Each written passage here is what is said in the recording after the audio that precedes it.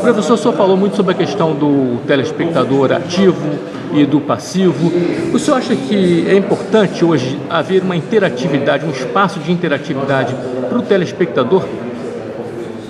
Sim, eu acho que sim, e é inevitável. Quer dizer, se as pessoas estão tendo experiências hoje com a internet, que é um espaço interativo no sentido que, para mim, a interatividade, ela se baseia, sobretudo, num conceito muito antigo, que já se discutia nos anos 40, 50, que é o conceito de bidirecionalidade. Porque os meios de comunicação não são meios de comunicação, são meios de informação, são meios de distribuição de informação. E o espectador não tem como responder, normalmente não tem feedback. Então, a informação é unidirecional. Então, para mim, a interatividade ela depende muito de ter um circuito comunicativo que seja bidirecional, ou seja, você recebe a informação, mas também tem meios de colocar informação, de enviar informação, né, e de intervir naquilo que está sendo enviado. Isso é uma discussão muito antiga, né? O Bertolt Brecht tem um texto magnífico que se chama A Teoria do Rádio, em que ele discute isso já lá nos anos 30, no final dos anos 30, no começo dos 40, não lembro, em que ele discute isso a respeito do rádio, porque o rádio, quando surge, ele era interativo, né? O rádio sempre foi interativo nos seus primórdios, porque todo aparelho de rádio ele transmitia e recebia, né?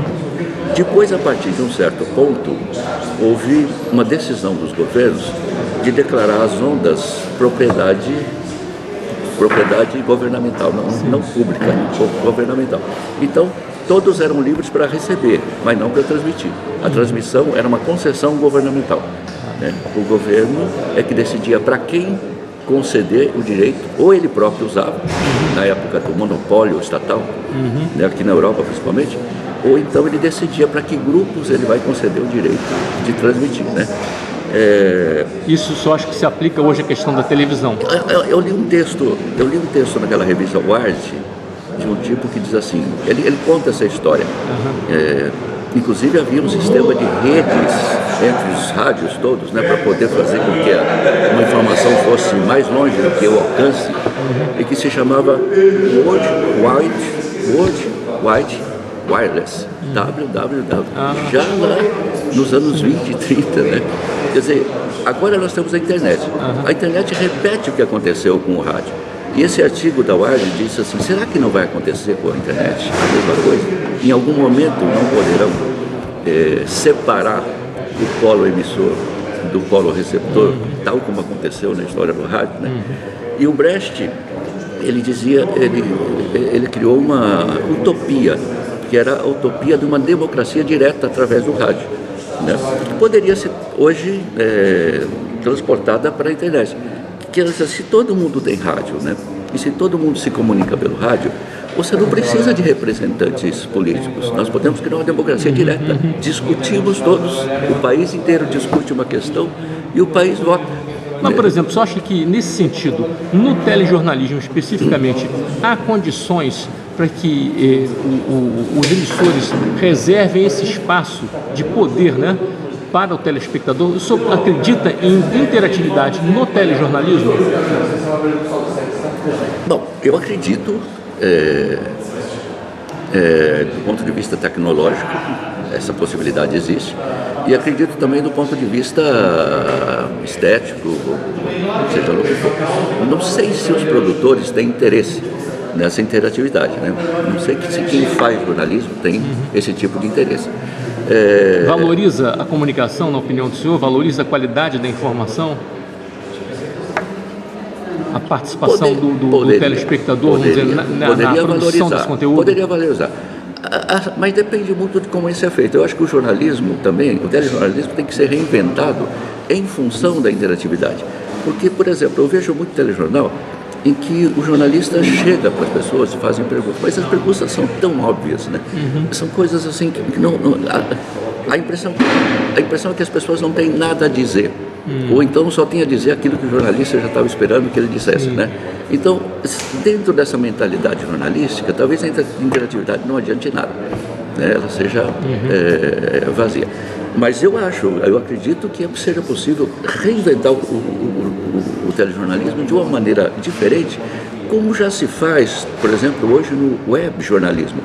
Muitas experiências de web jornalismo são experiências interativas, por exemplo, nas universidades, né?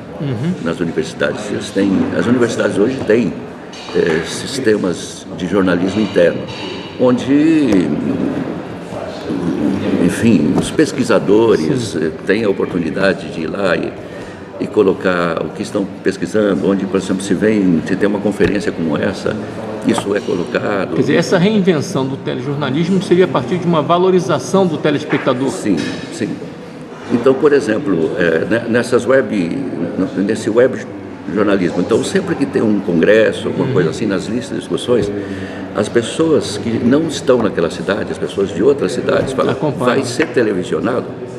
Vai ser televisionado? Eu poderei fazer uma pergunta, né, da minha casa, né, para o apresentador? E aí você diz, não, pode.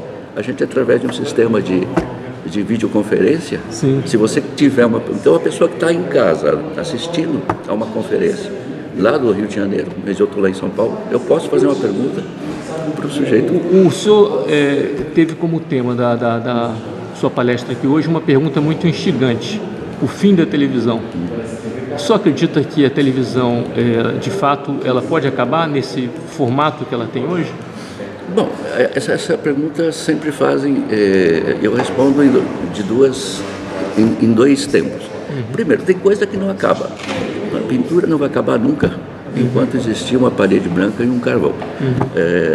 O teatro não vai acabar nunca, enquanto existir um ator e um espectador, né?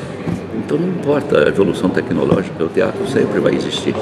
Agora, os meios tecnológicos podem acabar, né? Porque há uma evolução tecnológica, por exemplo, o cinema, a fotografia fotoquímica, né? O cinema fotoquímico pode acabar, porque as empresas que fabricam película podem decidir que não é mais econômico fabricar a película, né? Então, um certo conceito de cinema acaba, porque tudo fica eletrônico, né? A partir do momento que o cinema fica eletrônico, ele não é mais cinema, ele passou a ser vídeo, né?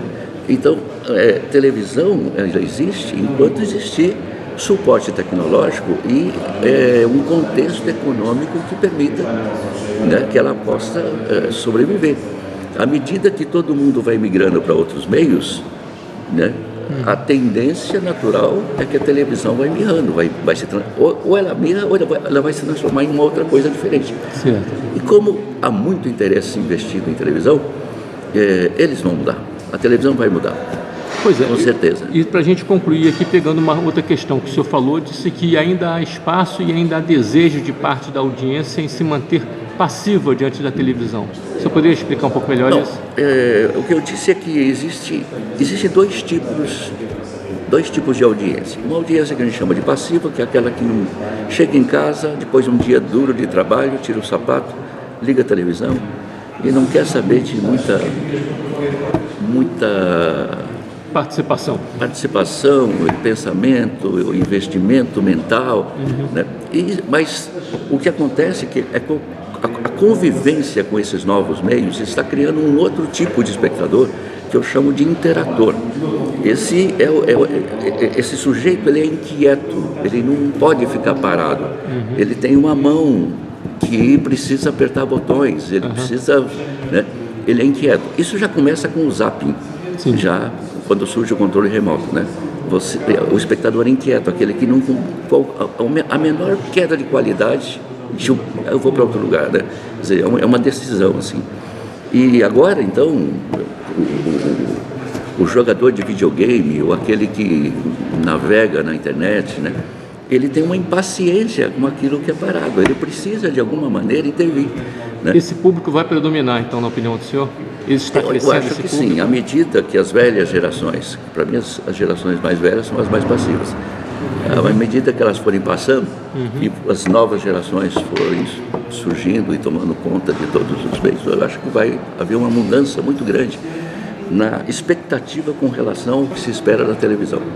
Então, essa ideia de ficar parado, sentado e olhando recebendo informação passivamente, eu acho que isso vai ser muito questionado dentro de algum tempo. Ok, muito obrigado pela entrevista.